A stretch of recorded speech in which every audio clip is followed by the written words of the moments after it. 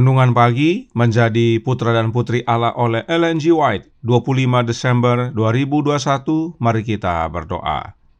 Bapa kami yang di sorga, Allah pencipta langit dan bumi, laut dan segala isinya, Allah yang maha besar, maha kuasa, sumber segalanya, yang kami sembah selalu melalui anak-Mu yang tunggal, Yesus Kristus. Terpujilah Yesus, anak Allah yang maha tinggi, yang adalah satu-satunya jalan dan kebenaran dan hidup bagi kami. Pada pagi hari ini kami bersyukur boleh bangun dan berbakti, dan sebagaimana membaca dan mendengarkan nasihat firman-Mu, kiranya ini menjadi sukacita dan pembaruan bagi masing-masing kami, agar kami hidup selaras dengan kehendak-Mu dan mengabarkan kebenaran yang sejati.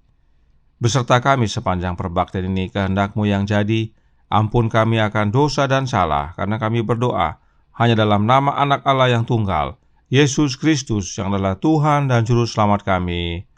Amin. Renungan hari ini akan dibacakan oleh Saudara Stephen Ayor Baba. Kepada Saudara Stephen, kami persilahkan.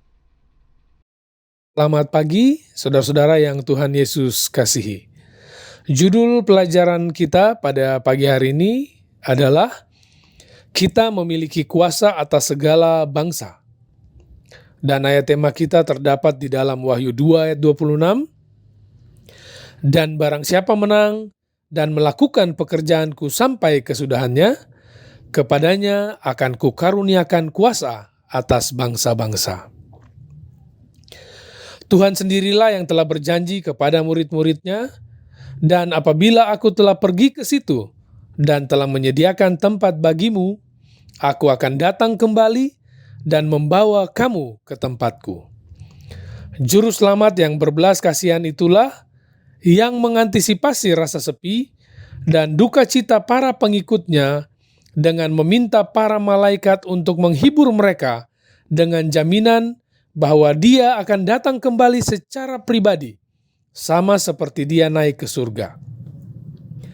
Sementara murid-murid itu berdiri menatap ke atas dengan tekun untuk memperhatikan pandangan terakhir dari Dia yang mereka kasihi itu, perhatian mereka pun tertahan oleh suatu kalimat. Hai orang-orang Galilea, mengapakah kamu berdiri melihat ke langit? Yesus ini yang terangkat ke surga meninggalkan kamu, akan datang kembali dengan cara yang sama seperti kamu melihat Dia naik ke surga. Harapan pun kembali dinyalakan oleh pekabaran malaikat itu. Murid-murid itu pulang ke Yerusalem dengan sangat bersuka cita. Mereka senantiasa berada di dalam bait Allah dan memuliakan Allah. Mereka tidak bersuka cita karena Yesus berpisah dari mereka, dan mereka ditinggalkan untuk bergumul dengan segala ujian dan pencobaan dunia ini, melainkan mereka bersuka cita karena jaminan malaikat itu bahwa Dia akan datang kembali. Proklamasi kedatangan Kristus sekarang ini haruslah sama seperti ketika diumumkan oleh para malaikat kepada para gembala di Bethlehem. Haruslah menjadi suatu pekabaran sukacita besar.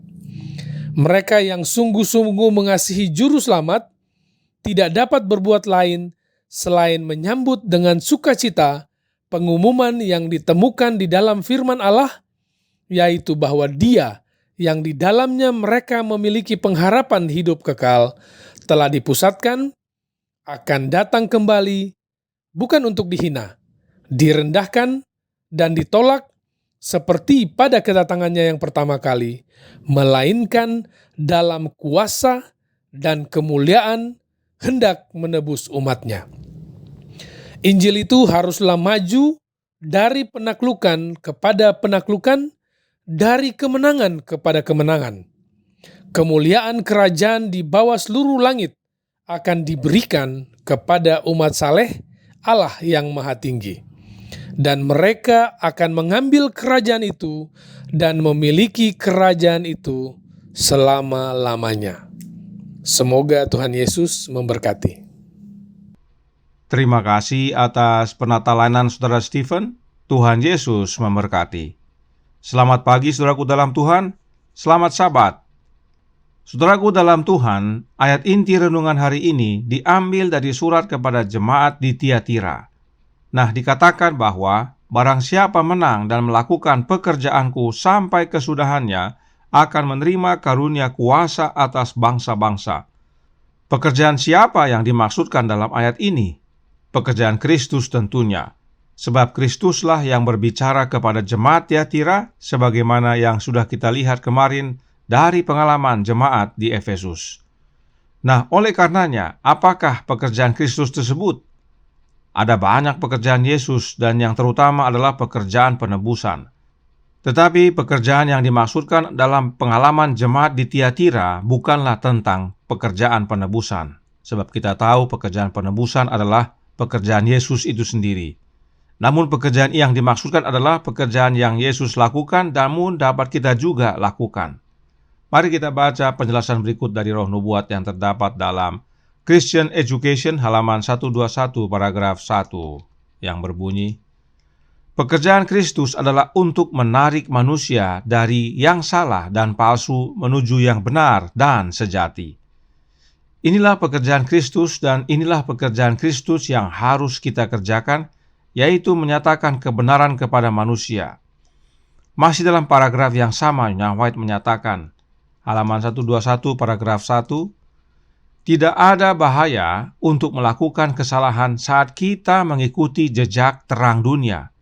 Kita harus mengerjakan pekerjaan Kristus. Kita harus melibatkan hati dan jiwa dalam pelayanannya. Kita harus mencari firman kehidupan dan menyampaikannya kepada orang lain.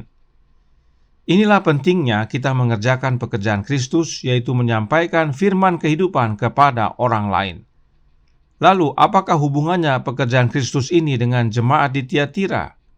Mari kita baca Wahyu 2 ayat 20 yang berkata, tetapi aku mencela engkau karena engkau membiarkan wanita Isabel yang menyebut dirinya Nabiah mengajar dan menyesatkan hamba-hambaku supaya berbuat zina dan makan persembahan-persembahan berhala. Kita semua sudah tahu kisah tentang Isabel yang menikah dengan Raja Ahab. Isabel menuntun umat Allah kepada penyembahan berhala, yaitu Baal. Karenanya, hal yang serupa terjadi di zaman jemaat Tiatira.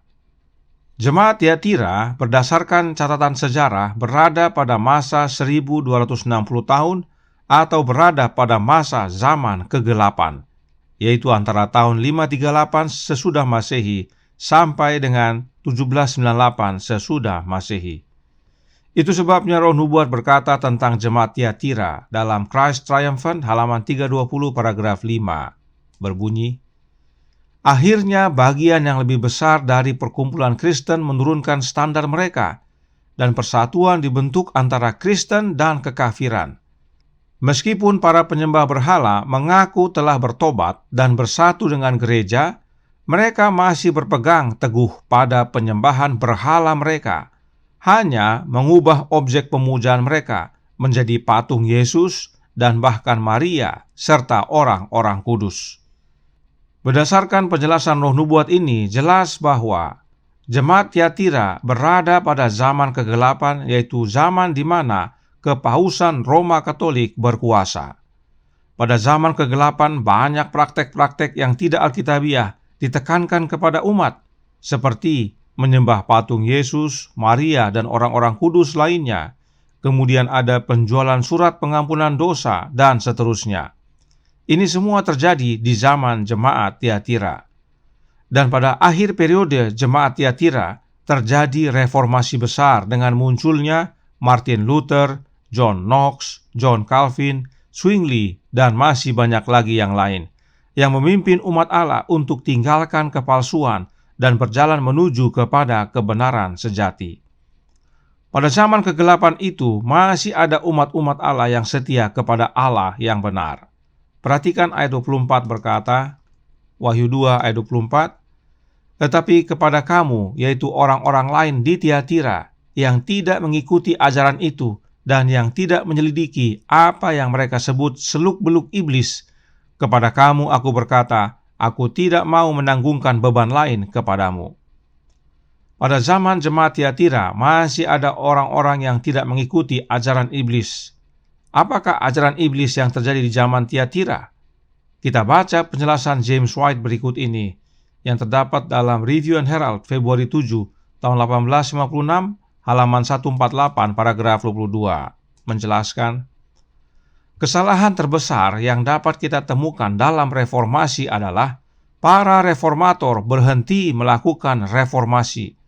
Seandainya mereka terus maju dan seterusnya, sampai mereka meninggalkan sisa kepausan terakhir seperti keabadian alami, baptisan percik, trinitas, dan pemeliharaan hari Minggu, gereja sekarang akan terbebas dari kesalahan-kesalahan tidak alkitabiah. Inilah yang Wahyu 2 ayat 20 katakan tentang ajaran dari Isabel, dan bahkan ayat 24 katakan ajaran seluk-beluk iblis. Inilah kekristenan disatukan dengan kekafiran. Inilah penyembahan Baal yang masuk ke dalam gereja. Itu sebabnya pernyataan yang sama disampaikan oleh istrinya James White, yaitu Nyonya Ellen G. White. Ingat kembali kutipan berikut ini yang kita baca dalam renungan tanggal 22 Desember yang lalu. Menjadi putra dan putri Allah halaman 375 paragraf pertama. Di benua Afrika yang menyembah berhala, di negara-negara Eropa dan Amerika Selatan yang beragama Katolik, di Tiongkok, di India, di area kepulauan, dan di segala sudut bumi yang masih gelap, Allah mempunyai suatu persediaan orang pilihan yang masih akan bercahaya di tengah kegelapan. Dari penjelasan Nyonya White ini dengan jelas dinyatakan bahwa negara-negara yang beragama Katolik adalah termasuk ke dalam kegelapan dunia. Mereka termasuk dalam orang-orang yang menyembah Baal, dan itulah yang terjadi pada zaman kegelapan itu, sebab pada zaman kegelapan Roma Katolik yang berkuasa. Dan memang kita dapat lihat dengan jelas, sampai sekarang ada patung-patung yang disembah di gereja Katolik, dan bahkan Trinitas yang disembah pada zaman kegelapan sudah meluas disembah oleh umat Kristen di seluruh dunia, dan bahkan termasuk gereja Advent itu sendiri. Inilah ajaran Isabel dan seluk-beluk iblis yang diamarkan kepada jemaat Tiatira.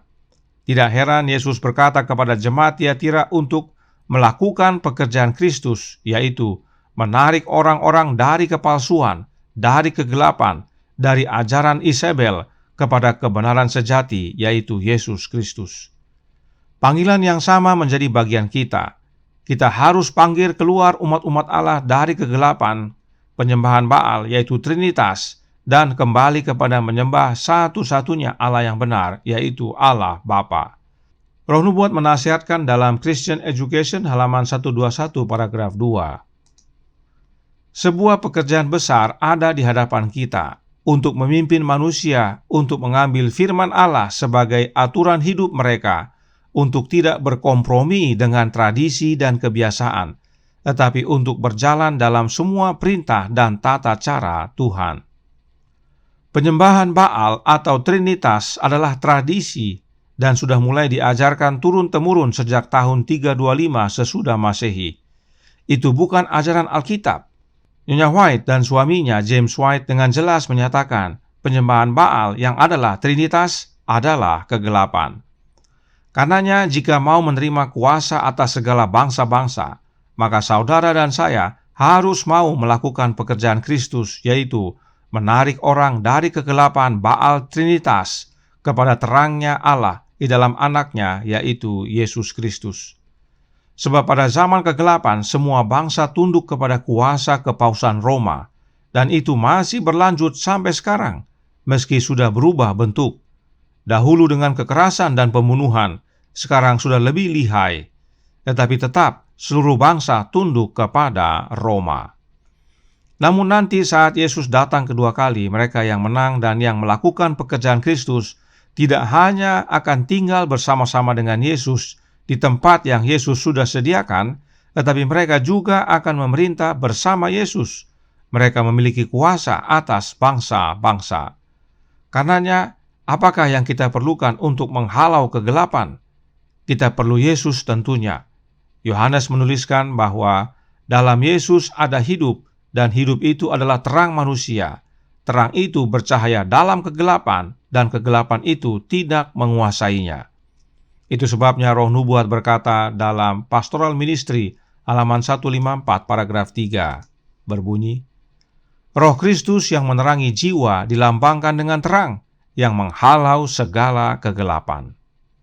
Karenanya saudaraku dalam Tuhan, berdoalah untuk Roh Kristus, buka hati agar Dia masuk, maka kita diberi kuasa untuk menyampaikan kebenaran sejati dan menarik orang dari kegelapan kepada terangnya yang ajaib.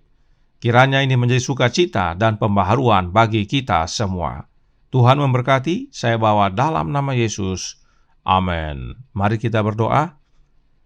Bapa kami yang di sorga, Allah pencipta langit dan bumi, laut dan segala isinya, Allah yang maha besar, maha kuasa, sumber segalanya, yang kami sembah selalu melalui anak-Mu yang tunggal, Yesus Kristus. Terima kasih atas nasihat dan panggilan pada pagi hari ini, agar kami mengerjakan pekerjaan Kristus, yaitu mengabarkan kebenaran, menarik orang-orang yang dari kegelapan, kepalsuan, datang kepada kebenaran sejati, yaitu Yesus Kristus. Karenanya tolong kami ya Bapa, curahkan roh anak-Mu dalam hati ini, karena hanya Kristuslah yang dapat menghalau kegelapan. Beserta kami ya Yesus, kehendak-Mu yang jadi, ampun kami akan dosa dan salah, karena kami berdoa hanya dalam nama anak Allah yang tunggal, Yesus Kristus, yang adalah Tuhan dan Juru Selamat kami. Amin.